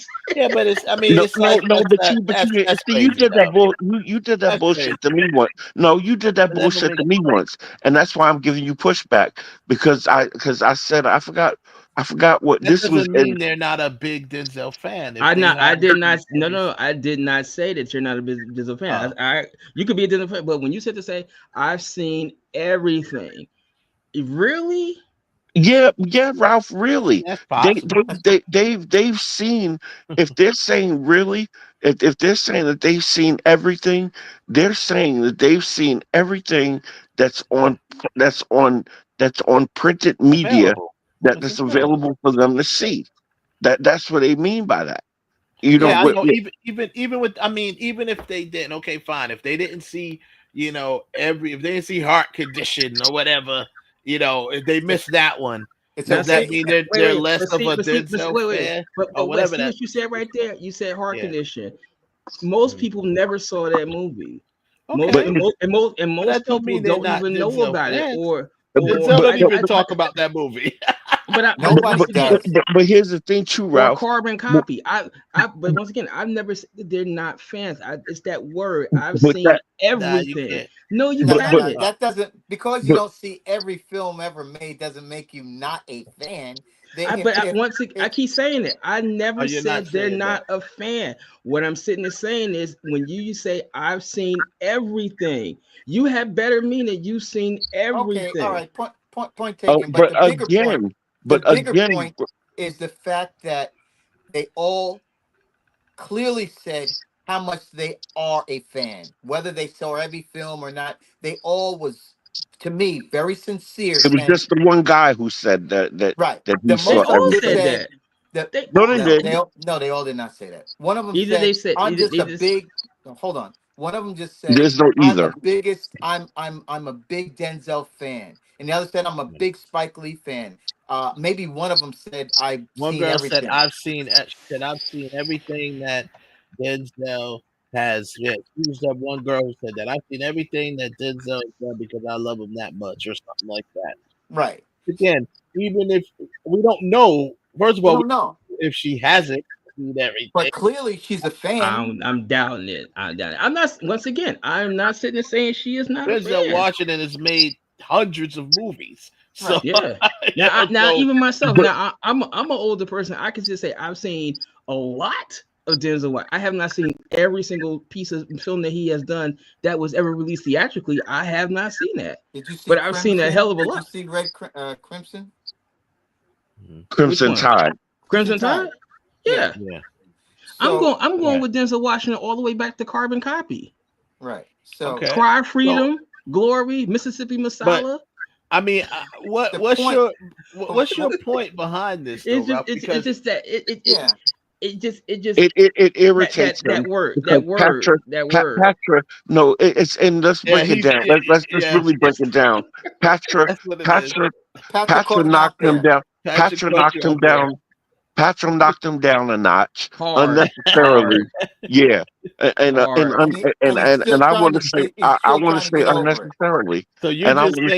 So you're just saying, lesson learned. Yeah, here's a lesson to people. Don't say that person. Don't go up to Denzel and say, "I've seen everything you ever made." And if he says, like, "Oh yeah, what you seen? Have you seen Flesh and Blood?" or you seen Carbon Copy? Yeah. No. But I think Kevin's right. That's why Ralph is mentioning it, because he got caught out there. Yeah, so Ralph is trying to give a forewarning. I'm dead serious. Ralph is giving a forewarning to anyone who says I've seen everything, to tread lightly, because you may get caught out there. That's the point. Well taken. Let's move on. Exactly. Yeah. That's somebody being petty. But that's somebody who's being petty, and that's why I say, you know what I'm saying, you got to let that go. What Patrick did to you. Wait, hold. Let me finish. That is not petty. What Patrick did is wrong. What Patrick did is wrong, and it was unnecessary. Just like when Selma Hayek said that BS to the whatchamacallit, to them boys from Memphis, and downplayed their moment during the Oscars, and one of them was a huge fan, and now he's not a fan no more. Why? Because she was an asshole. This is something that was right. Yeah, Patrick didn't have to do that. But what if you just started listening to Patrick's music at that point in time? Right, that you spoke to her. Yeah. And you said you was a fan. You just at that moment became a fan. So she was out of pocket for saying that to you. Well, she was out of pocket. No, but wait. I have others that I have met at Urban World film festivals like that. I said I've seen a lot of your movies, and I have been called. Yeah, tell me 5 movies of mine that you've seen, especially after that Chris Rock movie came out. Top 5. Gabrielle, swear to God, Gabrielle. I was doing the press. We're really getting off topic here, guys. Let's get back to the topic. let's get back to the topic so we can wrap it up. But I get what you're saying, but I guess that you're a little jaded by that, Ralph. But, back to what we saying. I know it sounds crazy. I want but to focus on Denzel for a second. With the way I'm gonna say this, and I've always said it. Denzel's performance obviously wasn't Denzel level or whatever you want to call it, but to be fair, the story was garbage. It was garbage. The story was bad. The way the script was written was bad. I remember I told Bruce when he asked me, "Did you watch it yet?" I said, "I got to the end of the first act and I turned it off." And then I went back and watched it after the fact. But I said, okay, by the end of the first act, which pretty much is usually around the first 20 to 25 minutes of the film, the end of the first act, I had no care for these characters whatsoever, especially Denzel's character. I didn't care about him at all. I'm like, live or die. I could care less what happens to him right now. So, which is a failure when it comes when to you know screenwriting. You have a failing script when you don't care about the characters. When you don't care about the characters, and you're going into the second act now. The second act is where all of the action is supposed to start rising, and your quote unquote hero goes on his journey, and this is where that's where Jeffrey Wright. But that's where Jeffrey Wright took off. but I mean, Wright was not the hero, though. You know what I'm saying? His character was like the impact character. Yeah, he wasn't the hero. He was the but unfortunately, what happens in films is the character who put in the work is usually the one that stands out. That's the one you end up talking about. The actor can stand out, but what I'm saying is, from a writer's standpoint, his character, not let's take away the acting for a minute. The character is not supposed to be. We're not supposed to care about his character more than Denzel's character. When you write, but that's what I said to you offline. In this case, and you know, when you told me that, you know, that because I didn't know until you told me that Spike didn't write it, and that's why there's no balance. Because what the balance should have been, that Denzel character cared as much about Homeboy and his relationship to Homeboy, than he did. Right. But he didn't. You know, so that was automatically. Things, so they gave you that.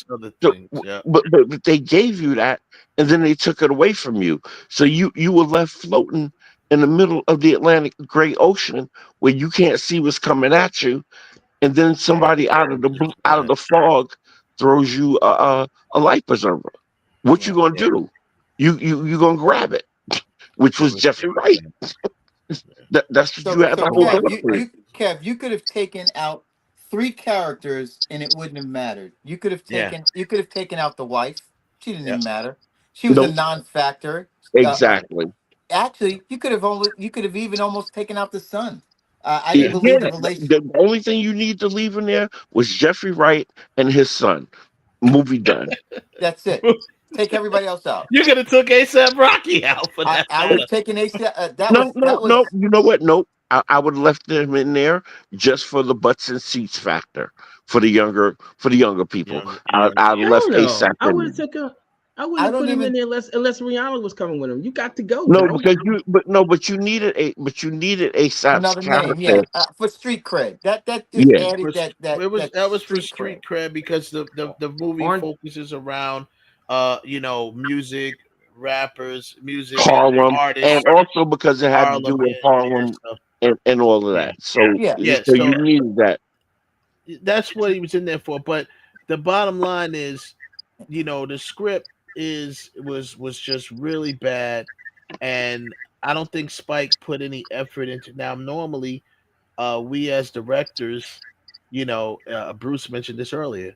As a director, you have the opportunity to go in and change certain things in the script to make it make sense for screen, because your job is to take it from script to screen. That part. You know what I'm saying? So at some point in time, somebody said, excuse me for putting it like this, but I'm going to use this analogy. Somebody told Spike to shut up and play basketball. Get your check and keep dribbling. Shut up and dribble. Someone Yeah. says shut up and Yeah. dribble with Spike. You want your check or not? Okay, then You shut want up your and check or dribble. not? So this is what it is, and that's what I believe that this, and they I pointed think it out that's in what that happened. piece. They pointed out in that piece that we showed. Somebody, we know that he had connections. He had some sort of connection, and they was probably like, boom, yeah, just it's an easy check. And Spike probably pulled Denzel aside and said, you know what? Here, listen, bro, this is an easy one. Let's just get this done, bro. Let's get it And, done. and give the kid an alley oop. Let's give the kid an alley oop. It's nothing we can do to save this film. Let's give the kid the alley oop and let's go. And let's keep it moving. Yeah. Because think about it, Denzel is on the tail end of his career by his own admission. He's only doing selective stuff.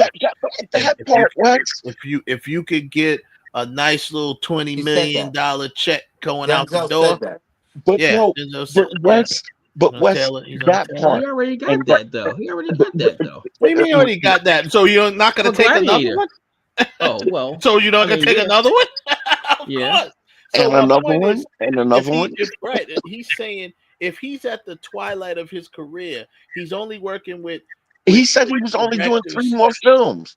Well, he only wants to work with directors. Certain directors. Right. He said, I just think that's his goal now. Not even like the type of character or this. He just wants to work with certain. That's his bucket list. He said he's done all he can do as an actor, and now I want to just work with certain directors and then put a nice bow on it. He said that.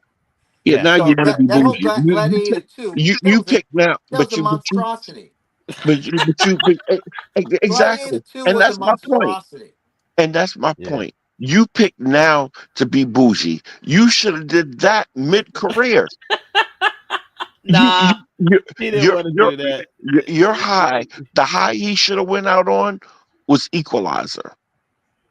I don't think it. So at this point, Kev, I don't think he cares about high. He has done all he could do. His legacy is intact. Yeah, he's got all the championship rings. He's got all the championship rings. Okay. Now that you put it like that, Jordan. Right? He's Michael Jordan. He's playing for the team he owns. Okay. He's Michael Jordan. You know what I'm saying? It's just like Michael Jordan didn't care much about legacy at the end of his career. Yeah, he went and played for the freaking Wizards for crying out loud. We don't do that. Yeah, we knew that he wasn't going to win another ring on the Wizards. He just wanted to prove that he could still play. Right. You know? And I think after a couple more films, I can say the same thing for Brady. I don't think Brady thought he would have won a ring with Buccaneers, but guess what? No, he thought. He went there because he thought he could, because they put a team together for him. Yeah, but Denzel has got 1 or 2 more movies he said he wanted to do. He's going to put a nice little bow on it, and trust me, Denzel's repertoire, his catalog speaks for itself. No one's even going to remember this film. They're not going to remember it. Nah, they're not. This is going to fade in the catalog of his success. But okay. So here's my last question, and then I'm gonna shut up for the rest of the night. Well, I'm gonna try to shut up for the rest of the night. What does this do? What did this do to the space time continuum? Because we can't get that back. Nothing. Yo, man, it stepped on a few butterflies, bro. That's why I said. That's why I said, Kev. The only losers. The only losers were the fans. Us. Yeah, that's the fans. Losers. Everyone else got what they wanted. And just for research purposes, Ralph, watch it. See what you think, and maybe we're overreacting. You might watch it and say, "I think y'all are overreacting." You're gonna probably see it's bad. I'm just saying. You're gonna probably say it's bad. Ralph, I'm gonna tell you, like somebody should have told me before. What's that Michael Fassbender film that I hate? Oh, Prince of Persia. No, like somebody it was like, the Assassin's Creed. Assassin's Creed, yeah. I'm gonna tell you, like somebody should have told me before Assassin's Creed. Save your eyesight. Somebody should have told me that before I went to go see the counselor. Yeah. Another Fassbender movie. Save your eyesight. I still don't put it. I don't put it under Dark Shadows. Dark Shadows is probably the biggest piece of garbage I've ever seen in my life. But No, This was the council really, this the was council bad. really is the worst I've And ever like I seen. said, I've seen way worse movies, but this was very bad. The But only thing anyway, that was bad, the only thing that was Spike bad gets a about the pass. counselor, it was yeah, just Spike gets a pass. dialogue heavy. Yeah, Spike No, gets a the pass because he could say this was not a Spike Lee joint. No, He the, can the, ride the that bad one. thing about the counselor is that it was made. The greatest thing was when the credits started rolling. That was the greatest thing. Yeah, you sound like that girl who we just played. She said I was upset until the last 10 minutes because I knew it was almost over. Here's my last point on that. Bruce, I'll quote Bruce by saying this film last 10 minutes. This film had 3 moments that it could have ended. It could have ended a long time before it actually ended. Yeah, and I was like, what the hell is going my on? student told me that. My student said, Professor Penn, the biggest problem I had with the film was it could have ended 3 times. And if you have a bad film that goes on 3 times as long, it's really brutal. It's really brutal. And man. unfortunately, that time seems like it could have been when they made the first one. Yeah, right. That could have been the time. So that means 6 times it should have died. So with that being said, we will. I'm gonna wrap this up by just saying, hey man, I think Spike. I to quote what Bruce said, Spike will get a pass because his legacy is gonna stay intact. I mean, you don't get a pass for making a bad movie, but at the same time, it's not going to destroy your legacy. Your legacy is sealed in stone. Same thing with Denzel. And their legacies is going to be there forever. This is just one that the fans had to take this L on. And at least we didn't go to the movies and watch it and spend money. At least so there's a plus. There's an Apple Plus that we were able to watch it on Apple Plus and not go to the movies and throw popcorn at the screen. So, wait a minute. I actually have a question. If it actually was released in theater in a wide release, would it be a total? How much do you think it would have made its opening weekend? Like would the strength of Denzel been enough to put people in the seats the opening weekend, and then it falls tremendously? Maybe the opening weekend, I could see if they did a wide, say they did a 3,000, 3,500 theater release, a wide maybe 20, release. 30 million. Yeah, maybe. I mean, I could see the first, and then it just falls. It just and crashes. then it'll just drop like. Don't forget tomorrow. the biggest box office returns are during the first opening weekend. Yeah, right. And then what carries with social media is word of mouth. Yeah. And if social media gets a hold of all these reviews, they're not going. Because those who are on the fence, they're definitely not going to go. So you have 3 types of people: people who don't care about Spike Lee and wouldn't watch it. You have those. Yeah. And then you have those who do like it, but on the fence about it, but now turned off because all their friends said it's crap. Then you have maybe the diehard ones that would go, and that's not enough to get your money back. Yeah, that means so Bruce. That means by Sunday, this would have been dead in the water. Dead in the water. By Saturday. Don't forget, it only. Wes, what was the box office returns on it? Probably 1.2 something million. Yeah, it was terrible. Yeah, it was something. So you can multiply that number. 1.5 million. So you could actually multiply that number. You was can from 100 theaters. 1.5 million. So do the math on that. So take the 100 theaters and multiply that by whatever number you want to multiply it by. And that should give you a about range of what the movie probably would have did if it would have got released up to date. Because remember, it's still in some theaters, or at least I know. Really? Before I came in the hospital last week, it was still playing in Lynbrook. Oh, and Lynbrook is good for that. Lynbrook will bleed a black movie dry.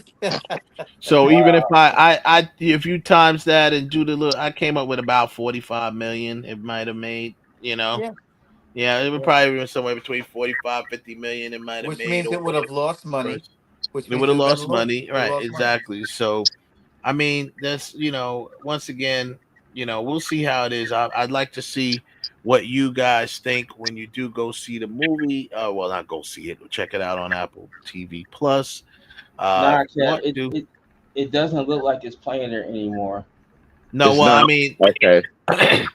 at this point, what's the point? I mean, you could just put it up on Apple TV Plus and not like No, it. don't do that. Because now you telling people to get a subscription. Well, you know what? No, because there is some good stuff. No, there is. I'll put it like Great this: stuff on Apple TV Plus. if you want to, go get your Apple Plus. Go get your Apple Plus subscription because there is a bunch of good content on Apple Plus that you could be introduced to. And if you want a list, I got to sit here and think about it, or I have to go on my. I don't have that tablet with me, but I would have to go on my Apple.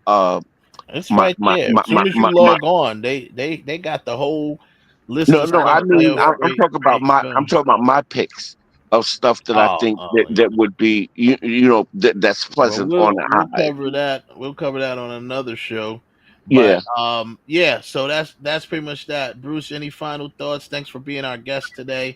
Any final thoughts Just on the situation? everyone takes L's sometimes, and you can't knock these mega stars for wanting the bag. They got bills to pay too. I'm not even mad at them. I'm mad that I trusted them. Nicolas Cage. I'm mad that I trusted them. Listen, you know what? I don't buy that they got bills to pay either, because some of their money is collecting interest, and they've made smart investments, and they've done. I just think it was a money. I think it was a money grab. So I just think regardless they of went for your the bag, bro. they went for the bag. For And his they said, grandkids. "Look, this Let's is do my this for the grandkids." Denzel's like, this is my retirement. This my goes in the retirement retirement fund. This Yep. goes into the retirement fund. You pick up a good 10, 15, 20 million check on the way out, and then Not a bad payday. That's not a bad payday not at all.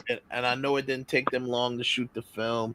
He's working with family. He's working with his, his buddy Spike Lee. It's probably like a family Jeffrey reunion. Wright. I mean, Jeffrey Wright. They're just having fun. They probably doing what went out they for do. drinks every day after shooting. They went out for drinks and laughed about it.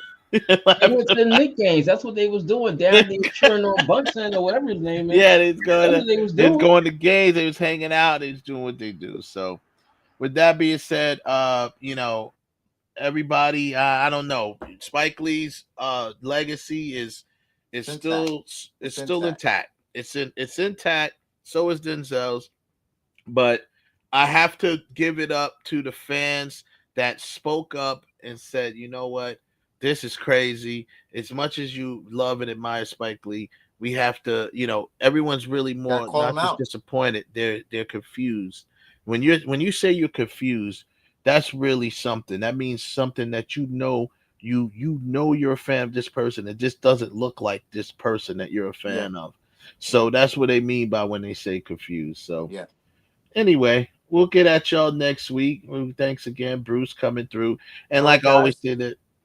Yeah, bro. You have a good one. Let me. I'm gonna put I'm gonna put a shameless plug in. Plug. Tomorrow at the conclusion of the New York Fashion Week, I will be premiering my trailer of Fashion Police as I celebrate its 25th anniversary of the year I published Fashion Police, which was in 2000. So this year we're celebrating its 25th year anniversary of Fashion Police, and we will be premiering it tomorrow evening at 6:00, and it will be on all streaming platforms. From Instagram to Twitter to Facebook to YouTube, all that. So you guys look out and tell me what you think about it. And social media. Yeah, man. That's definitely. And we'll play it here we'll play it up here once after you premiere it. You know what I'm saying? We'll you know how we do. We will do. Bruce, I need that. I need that. Bruce, I need that tonight so I can leak it. Wow. It'll probably get more views than highest to lowest. Wow. Oh man. Were you at any of the fashion shows this year? No, not this year. I normally it's a big Yeah. thing. Shout out Not to this my year. girl Stacey Styles, man. She walked in a couple of fashion shows this week. Yeah. And shout out to my new little, I don't say little, but my new young actress. We're gonna be filming with her in about a week or so, week and a half. Talia, she actually was walking up there too, in a fashion show. She's a young actress. She's like 12 years old. She's walking in one of the fashion shows there. So big up to her and congratulations for that. Alice walked in a fashion. I think she walked Alice, in 2 of shows. course. Yeah, and it's funny. They're in the same movie. She's playing Natalia's playing the younger version of Alice in my funny. movie. That's funny. That is hilarious. So big up to all of them and all of my people that did their thing in New York Fashion Week. I'm glad it's closing out tomorrow with Bruce's trailer, and shout out to William Michael Reed, of course, who always puts on the good fashion shows. My man William, I love that dude. Yeah. Awesome, good people. Thanks a lot, Bruce, for joining us, and I'll get at you. pleasure. I'll be calling you in a moment off camera. Sounds good. You guys take care, Ralph. All right. Kev, take care of yourself. Stop playing around. All right. Peace. Now I'd like to come to your class one day. Oh yeah, you got you go, but yeah, you definitely I'll let him know that, and he's probably still listening. Yeah, go. I just sit in your class one day. One day when I'm off from work, I want to dip in. Wait, where is he at anyway? 5 Towns College. You'd have to come to Long Island for that. But, yeah. Maybe one day you can set it up and just go through. But yeah, man, it's always good, man. He's at 5 Towns College though. So yeah, man, we'll get back to y'all next week. We appreciate everyone that came through, that jumped in, and yeah, man, was Bruce still there? Let me see. I think he jump off. Oh, there we go. I'm still here. You still there? Yeah, Okay. I'm at 5 Towns. If you want to make your way out, it's worth the trip. You'll enjoy the banter. I'll throw you right in the middle. Oh Lord, you gonna put me on the spot like that? It's got to be a Patrick question. But it's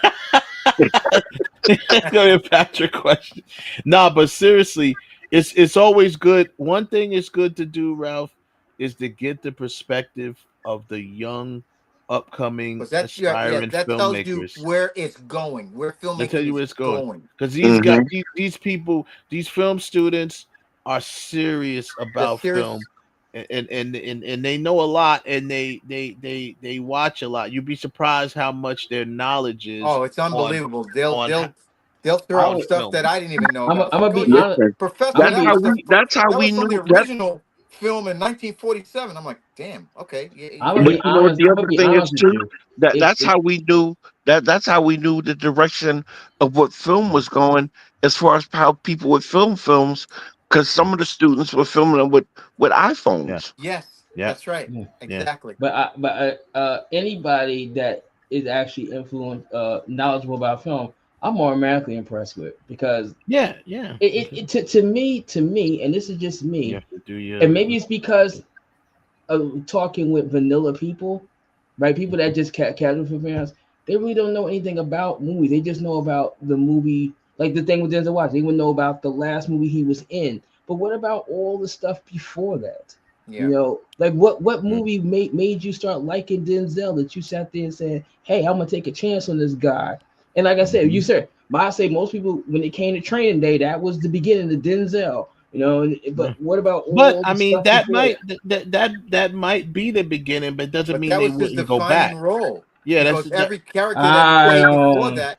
But it might make them want to go back, because there's a lot of times that people that you get turned on to people late in their career, later in their careers, and then you go back and you. But that's he played John Q for 30 years.